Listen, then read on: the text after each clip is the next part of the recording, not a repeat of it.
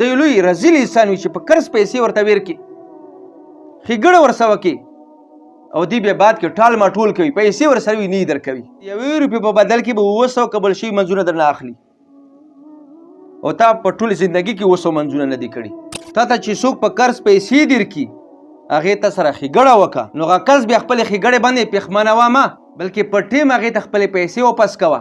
ډېر خلک په تاسو داسې لیدلي وي چې هغه ته څوک پیسې ورکړي، ښېګړه ورسره وکړي، هغه مجبور وي، دی په زړه وخوږېږي پیسې ورکړي چې زه خپل کار وچلوه، خو بیا چې کله ټیم راشي دی ورنه پیسې غواړي، خپله قرضه ورنه غواړي، نو بیا نه ورکوي. چې ټلیفون پسې کوي بیا ټلیفون هم نه اوچتوي، بیا ټلیفون ورنه بندوي.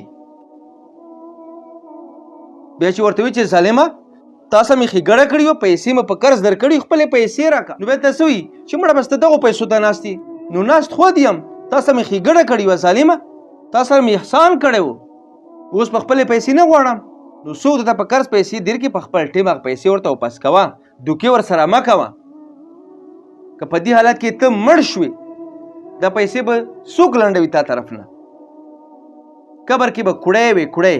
ګوره دا قرض شهید ته الله پاک نه بخي، د شهید څومره اوچته درجه چې الله پاک ټول ګناهونه ورته معاف کوي، خو سوا د قرض نه. او تا خو دین دپاره هېڅ هم نه دی کړي، ته خو هسې بلا وهلی یې چې ځان سره قبر ته پردی قرض هم یوسې، نو د تا به څه حالت وي. په ورځ قیامت کې د دغو پیسو په بدل کې به ته کس ته خپلې نیکي ورکوي، خپل منځونه به ورکوي. په بعضو کتابونو کې راغلی دي چې د 1 روپۍ په بدل کې به 200 قبول شوي منځونه درنه اخلي او تا په ټول زندګي کې 200 منځونه نه دي کړي. د یو لوی رزیل انسان وي چې په قرض پیسې ورته ورکړي، ښېګړه ورسره وکړي او دی بیا بعد کې ټال ماټول کوي، پیسې ورسره وي نه یې درکوي.